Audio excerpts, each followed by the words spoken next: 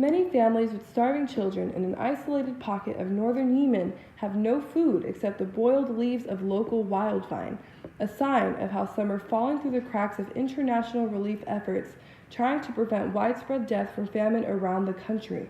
At least 20 children are known to have died of starvation already this year in the province that includes the district. The real number is likely far higher. Because Yemen is more than 3 years into a civil war, the country's already fragile ability to feed itself has been wrecked. Around 2.9 million women and children are acutely malnourished, while another 400,000 children are fighting for their lives a step away from starvation. As an immediate response to this epidemic, relief agencies are sending over 10,000 food baskets to the district and increasing its mobile teams from 3 to 4 while providing transportation to health facilities. In the U.S., Tropical Storm Florence was downgraded to a Category 1 hurricane on Friday and is poised to affect more than 10 million this week in southeastern U.S. Once a powerful Category 4 storm, Florence became a slow-moving Category 1 before it made landfall in North Carolina on Friday. However, forecasters warned the storm could bring catastrophic storm surges and cause devastating flooding. Florence is moving toward the west near 5 miles per hour, and a turn toward the northwest is expected Saturday and Sunday. Continual weakening is forecast while Florence moves further inland during the next couple of days and is likely to weaken to a tropical depression by Saturday night.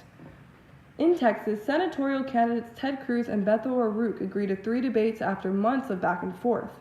The first 2 debates will be on domestic policy, and the third will be divided between domestic and foreign policy. They will take place in front of live audiences on September 21st in Dallas at Southern Methodist University, on September 30th at the University of Houston, and on October 16th in a San Antonio television studio. These 3 debates promise to further raise the profile of what appears to be a surprisingly competitive race. The contest has already drawn more national media attention than any Senate race this year because of the enormous stakes and the very different political personalities of the 2 candidates. In other news, on September 14th, several people gathered around to remember the life of 19-year-old David Golbayan, who was fatally struck by a car while riding his bike last week in Mercedes, Texas.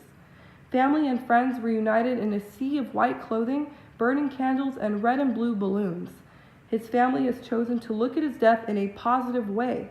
Not only has his passing raised concern among the cycling community, but his father says this accident may be someone else's blessing. Donating his heart, lungs, and pancreas, David has died a hero, and his tragedy is now ending as a celebration of life.